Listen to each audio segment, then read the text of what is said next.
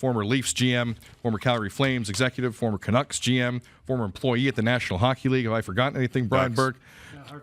Hartford Whalers, Anaheim yes, Ducks. of course. Ducks. You have to, and Anaheim Ducks, yes. It's Brian Burke joining us for the first time in 2020. It's great to see you, man. How you doing? Good. Happy New Year. Happy New Year. Do you want to start with the Mike Riley deal between Montreal and Ottawa? And, the Gallagher injury and the injuries to Montreal, and whether or not they're going to stand. Because you feel like, I mean, maybe there's something else that's going to happen here with the Riley move. Yeah, I got tipped off right before I came in here that Montreal was picking up a defenseman today as well as moving one. So I think there's something else coming. I don't know details. Right. I know Ottawa is really banged up on the blue line, and this will help them. He's a good player. Don't know much about the kid involved. So right. The Habs they suffered through Drouin, they suffered through Byron, now Gallagher. Like, this just seems like a danger point for the Montreal Canadiens. And I know Eric Engels basically wrote something on Sportsnet.ca today saying the same thing. But this, with the Gallagher injury, he always is a heart and soul for this team. But it seems like it's a real interesting time for this team right now. Well, it depends on severity of the concussion and how quickly he recovers from it. I mean, the recovery time on a concussion varies widely from one patient to the next. It could be a week, it could be 2 weeks, who knows? But the part that drives you nuts about that, if you're the GM, is it's friendly fire. His own guy gets him. Yeah. It's not a big body check from an opponent.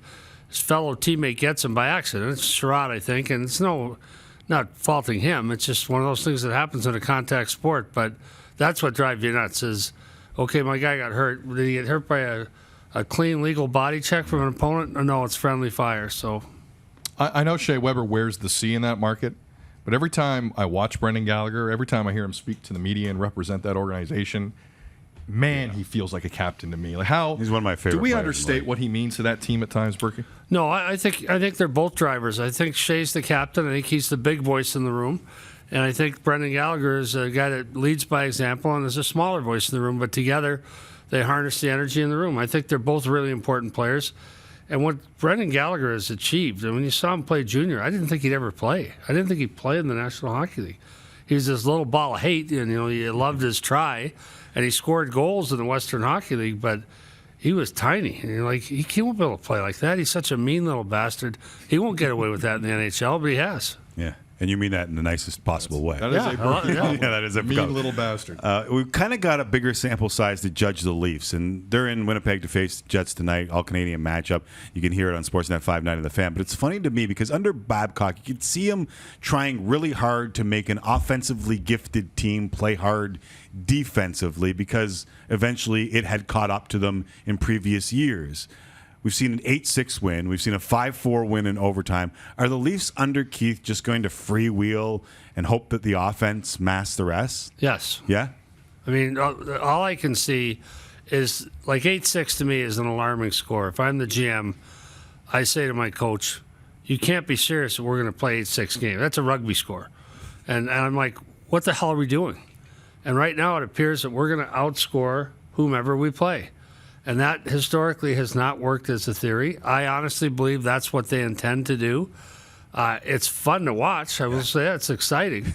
I'm not sure as a GM I'd think it was as exciting, but I think that's exactly what they're going to do. They got the top six are going. I still think there's not enough structure. I still think there's not enough. I don't think their defense is good enough. And I still think this style of play will be fatal to them at some point. But I have to admit, it's fun to watch. And they are hot. They're red hot. And you asked about they make the playoffs? Yeah, they're going to make the playoffs. So let me ask you that. I want to follow up on this because I think it's important because I think the whole world thinks the same, or most of the world thinks the same way. Are they good enough offensively to maybe be able to win a couple of rounds? Because that's the question, right? Like, if you're going to zig while everyone else is zagging, you better be good at the zig. Are they offensively good enough that they might be able to win a few rounds playing this style of hockey that we have never really seen work since, what, the 80s? Well, possibly. I mean, they're eating up their opponents now, but again, it's 8-6. I can't imagine that their starting goaltender is going to be happy with this. I can't imagine Freddie's not going to go into the coach and say, if you think this is how we're going to go all year, where I'm giving up 5 and 6 goals a night, we better tighten up. I can't imagine he's buying in. I can't imagine the backup's buying in. I don't imagine Freddie was happy after the 8-6 win. He got the 2 points. I don't imagine he called his parents and said, "Man, did I have a great game." So I don't think it's sustainable. I don't think it's an intelligent strategy long term. Because what's winning 1 or 2 rounds? Isn't the goal to try to win it? Win a cup, yeah. So, okay, can you beat a heavy team with real good structure that has a lot of skill itself, like a Washington, to get to the finals? Can you beat a St. Louis who has a lot of skill and some size to win it? To me, I don't see the meshing. I don't see one style beating another. And like I say, fun to watch. Has it worked for the last 10 games? Yep. Will it work tonight? Yeah, I think it will, because I think Winnipeg's depleted, but it's interesting because if you polled the electorate, I bet you Leaf fans would say winning a round is a success. Like for Kyle Dubas's job and Sheldon Keefe's job. There'd be a quasi-parade that night. No, but because you've lost in the first round each of the last year, I think there's a false sense of security of winning a round. So let me, which is what I always argue with you about. True. So if Don Sweeney's watching this, if the Bruins are watching this, Bruins have their own issues. Still no Chara. Charlie McAvoy's gone for a little bit. If you're the Bruins watching the Leafs do this, you're thinking what? Well, I wouldn't try to play run and gun with him. I'd play structure against him, and I'd try to hit him. Boston's a similar team, though. They're built for speed and skill, too. They're not a physical team like they used to be. They're not the big, bad Bruins like they used to be. But I'd say we're going to play this team. You don't want to track meet with Toronto right now. They're too fast. They're too good. They're too high-powered. I'd say, I'm sitting talking to my coach, Butch Cassidy, I'd say we need structure, and we need to hit the guys when we can. The problem is their power play is white hot. So if you try to hit them and you don't do it with judgment and you take penalties, you're going to be down in the game. You're going to be chasing the game as soon as you get 1 or 2 power plays. That's one thing that's really helping them win right now is they're scoring power play goals. These aren't all 5-on-5 goals. It's funny because Winnipeg has a problem with penalty killing right now. Right now, yeah. Yeah, they've allowed, I think, 50% over the last few games. So let's move on from you done with the Leafs and the Jets, or do you want to? Because the Jets are interesting to me too. Because Kyle Connor leads this team in goal scoring. Patrick Laine is second in points, but he's 4th in goal scoring. The game is is it evolve? He took a lot of heat in the offseason. Is his game evolving? If you have Patrick Laine, do you want him scoring more goals? Like, judge his season to this point and where you'd like to see Patrick Laine as a player, because I think we all recognize he's got a lot of talent. Well, I think Kyle Connor is. Talk about him briefly first, if that's he's an American, so you might know a little bit about him. No, I didn't know that. Is he American? But he looks like, you look at Kyle Connor, he doesn't look like a hockey player. He looks like a guy you'd see in a coffee house or something, right? Playing a guitar. And because he plays in Winnipeg, he quietly puts up numbers, but he's got bigger name teammates, and he plays in Winnipeg. So a lot of people in the East don't know him. And quietly, he's one of the most productive players in the league. Patrick Laine, to me, might be the most improved player in the league. I've been very critical of him the last couple of years because when he's not scoring goals, which was big chunks of time, this guy went to sleep for months. He was a complete liability. He didn't back check, couldn't forecheck. And it's like he turned on a switch. He's making plays now. He back checks. He can stick handle. He can actually pass the puck. So I don't want him shooting more. The way he's playing a very complete game. And I see the influence of Blake Wheeler on this player, that he's trying to be a more complete player, and every player should aspire to that. So I really like the way his game has improved. Yeah, minus 24 I used to be sour at him all the time. Well, but we all can evolve. We all attempt to evolve, right? And he can't score 18 goals every month. Right. Can he get to that level, though, Berkey? Yeah. Can Patrick Laine get to the level where you can win a cup with that kind of player? Yes. I really, to me, everyone knows he can score goals. But if you watched him his draft year, he did lots of other things well, too. Then he turned pro, and everyone said, you got to score goals. You got to try to get 50 goals. So he ignored the rest of his game, and he was a liability when he wasn't scoring goals. He couldn't play defensively, couldn't play in his own end at all, didn't back check, useless on the forecheck. List on and on and on. You can't kill penalties. You can't ever use him to kill a penalty. I watch him now. I think they could use him killing penalties. That's how much I think his game has evolved. Not that they're going to right away. They've got good guys. Short-handed, though. Yeah, Wow. Except my theory on guys, star players killing penalties is you don't want them blocking shots. Right. That's my Solid. problem with Mitch Marner killing penalties. I really like Mitch Marner as a penalty killer, but it scares the hell out of me when they set up and he's in.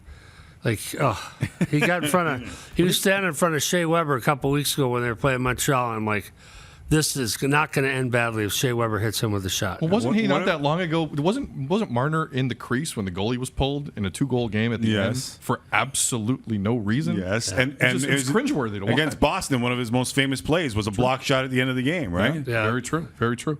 Before we let you go, Burke, a couple incidents we've already talked about in today's show. Nolan Foote and Corey Perry. Yeah. Where do you want to start? Clean hit, dirty hit. So Nolan Foote, clean hit. Corey Perry, dirty hit. Dirty hit. Yeah, no, Nolan Foote, IHF standard officiating is absurd. It's a completely clean hit. It shouldn't even been a 2-minute penalty, and he got 5 in a game. There's no contact there with the head at all, other than incidental as he spins around, and that's allowed even in the IHF rule. Look at where this defenseman puts himself. What do you think might happen there? Maybe you get a hip in the face. So, no, I think it's a clean hit. Shouldn't have been even a 2-minute penalty.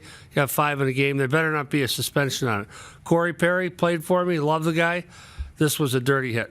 And apparently there will be no supplemental discipline off that. So Nolan Foote is cleared to play in the semifinal Saturday against Finland. All right, Corey Perry here, Bert. Bad uniforms, by the way, for Dallas. Look at those pants. They're supposed to be old school, like leathers. Where did they get those pants? I didn't expect the fashion take from Berkey on it. You don't like Good them? Lord. They look like something out of World War II. And Nashville's are nice, actually. I love Corey Perry. He's a hard player. This was a cheap shot. This was a bad play. And a repeat offender. So and I suspect the league's going to do something here. Right. I think they're waiting to see what happened with Ellis. Before you go, Berkey, Dylan Larkin of the Red Wings made some noise. He's in the final vote in terms of the division votes for the All-Star game coming up in St. Louis. And he asked last man in, and he asked the fans not to make him the last man in. I like my days off was the quote, I believe. Right. Tongue-in-cheek or slightly offensive? Where are you saying? Well, I don't know if it's tongue-in-cheek. You'd have to ask Dylan that. I will tell you this. I don't like it at all. This is a star young player who should be grateful if he gets a chance to go to All-Star. I have no problem with Alexander Ovechkin saying, I don't want to go. After all he's done for our league, how many All-Star games he's already gone to, Olympics, World Cups.